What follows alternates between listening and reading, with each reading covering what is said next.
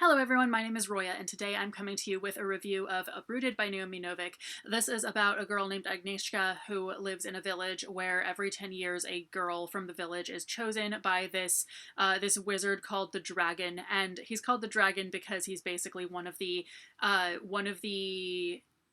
sorcerers of the court or whatever. They're all called the something. But anyway, and it is explained why he takes a girl from that village every 10 years and like brings her back in 10 years and all of that. But for that, at the beginning of the book, nobody from this village knows why this is. And so everyone kind of knows, like, when they have a daughter of the right age, they're all like, oh no, like, is she gonna get chosen?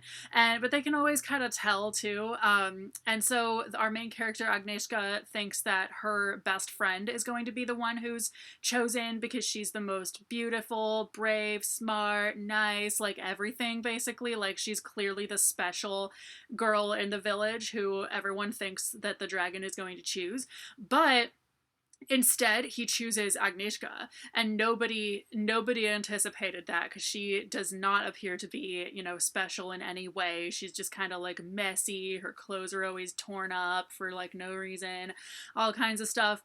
And it's pretty clear when he chooses her that it's because she has some kind of magical ability and all of that.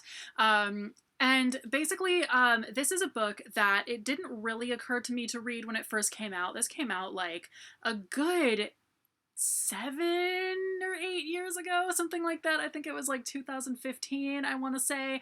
And it wasn't one that I necessarily went out of my way to like reach for, but and I don't really know why that was. There wasn't anything about the plot or anything I heard about it that made me not want to read it back then, because it totally seems like it would be up my alley. So I think it was just the hype and everything that made me not really read it right away and all of that.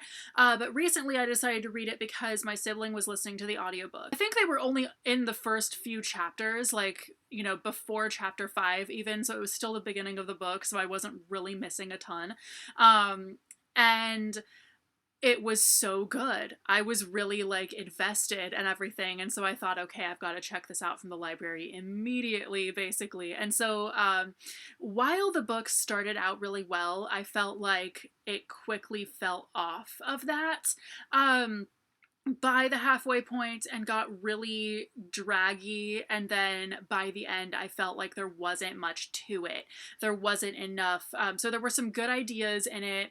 Overall, I think it had a lot of potential, and the whole ideas like in it were really good, but it didn't give any of that enough depth. It felt like a very shallow, meh type of book. So firstly, one of the things that people seem to really be saying about this book is that it's a romantic fantasy. It's not. The romance is very little. It's barely there. Like, that is so not in any way the focus of the story. Like, are people saying that it's romantic because of the sex scenes, of which there are just two, and they're really not that. They're not really anything. The main villain of the story, I guess, is just this dark forest that's really creepy. And basically, if you go into it, everything's like dead. There's no sound of any animals. There's like nothing there. It's just like a thick fog. Like, everything's just black and gray, and there's nothing living in there. And basically, the forest has been spreading over the course of, quite a long time. I don't know. I'm not entirely sure how long it's been in this book since the forest kind of started. But then when we get the backstory of the forest, it's not that it was completely devoid of, it's not like the idea behind that wasn't unique or anything. It's that it didn't really have a message there. Like, we get this whole thing about Agnieszka going back in time to see exactly what happened and everything, and we're clearly supposed to be moved in some way by this, but I just wasn't, because it had nothing to do with the rest of the book, and it was just really meh. And I was kind of like, all right, like, big fucking deal. Like, I don't know. So it's not that I didn't like this book. I thought it could have been a lot better. I thought that it could have had more of a theme, because it was clearly trying to have a theme.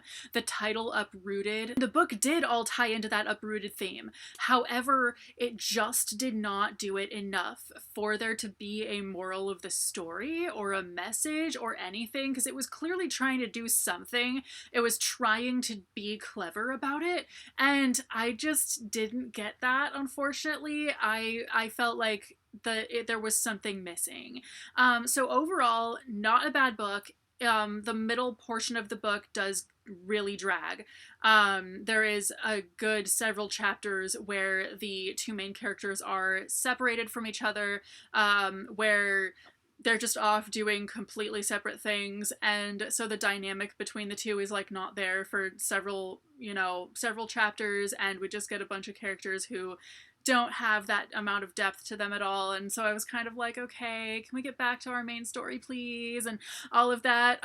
So it got really draggy at one point, but overall, the beginning of the book was really good. Clearly this book did have a lot of creativity to it. There is a lot of uniqueness to it as well. But overall, I didn't end up loving it or anything. So anyway, if you've read this book, please let me know in the comments what your thoughts are, and I will see you very soon with a new video. Bye.